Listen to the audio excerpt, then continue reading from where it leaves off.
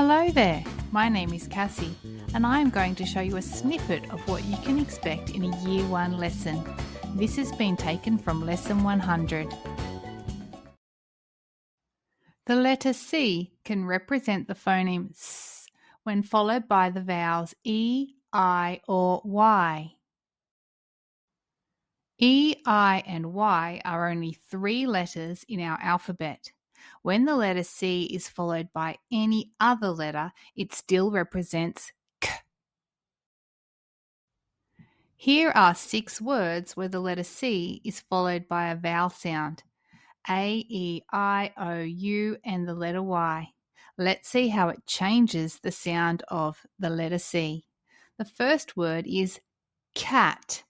Cat begins with a K sound and it is followed by the letter A. In the second word, we can see the purple part is showing us that the letter C is representing S, and that's because it's followed by the vowel E. Read it with me. Scent. In the third word, this letter C is also representing S because it's followed by the vowel I. Read it with me. City. Over on the next column, read it with me. Cot. The letter C here represents K because it's not followed by E, I or Y.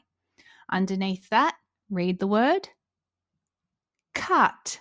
Again, the letter C here represents K because it's not followed by E, I or Y. And down the bottom we have the word, read it with me, cycle. Here the letter C is representing the soft sound S because it is followed by one of the vowels that we talked about, the letter Y, representing the sound I. Knowing these spelling patterns about the letter C can help us with our spelling.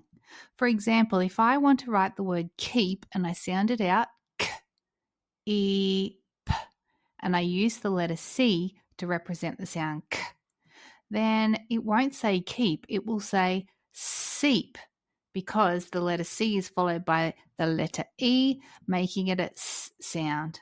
So whenever we hear the sound K followed by an E sound, then we need to remember that the K sound is spelt with the letter K. Now it says keep.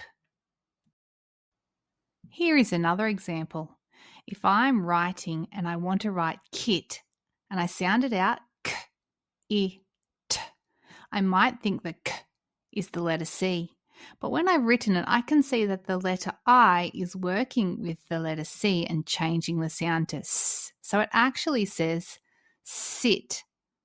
And I know that that's not correct.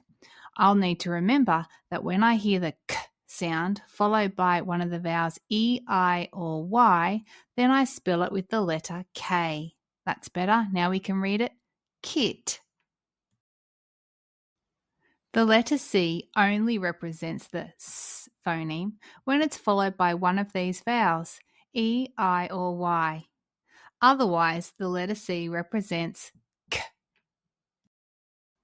So when you come across a word that contains the letter C, quickly look at the letter straight after to see what sound it will make. Here it's the letter A, so it's just the normal K sound. Read it with me.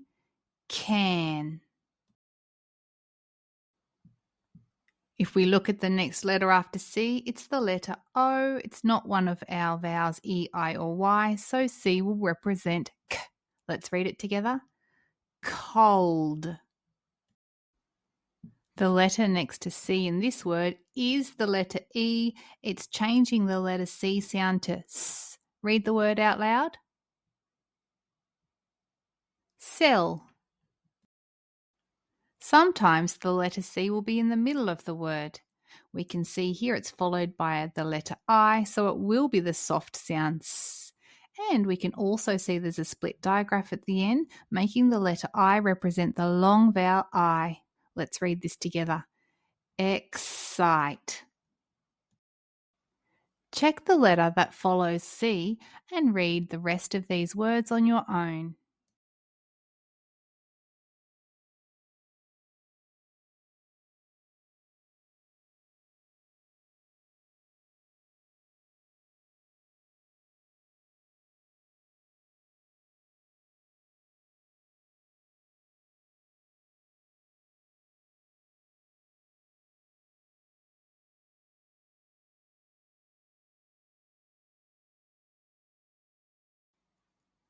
If I want to spell the word fake, I might sound it out fake and use the letter C to represent the k sound. However, you can see the C and the E are now working together and the E changes the sound of the k to s. So let's blend this word. Face. That's not what I wanted to spell.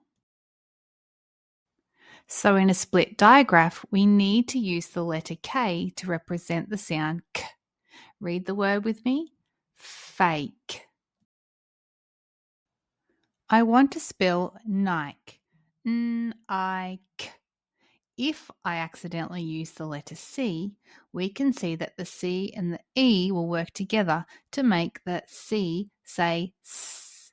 And the new word is nice. I don't want to write nice. I wanted to write Nike, so I'll have to use the letter K to represent the K sound. Nike. Now I want to write poke. P-O-K. If I use the letter C, we know that the C-E will work together to change the sound to S, and the word would be p-ose, pose. But I wanted to spell poke, so if I use the letter K, it does represent K in a split digraph. Poke. I have created a list of split digraph words that contain both the letter K and the letter C. You'll need to remember that K will still represent K, but C will represent the sound S. Read each of the words.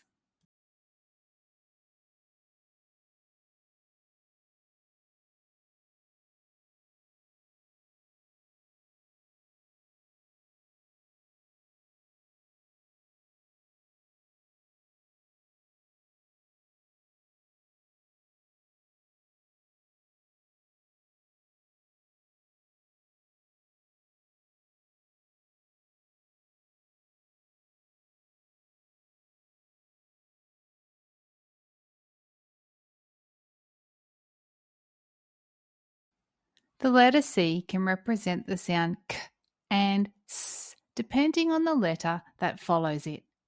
I would like you to reread circus and practice reading those words, looking for the letter C and working out which sound it represents. Aussie Readers not only provides fun and educational videos such as the one that you have just watched, it also provides all decodable readers and workbook activities to help your child develop spelling, reading, and writing skills.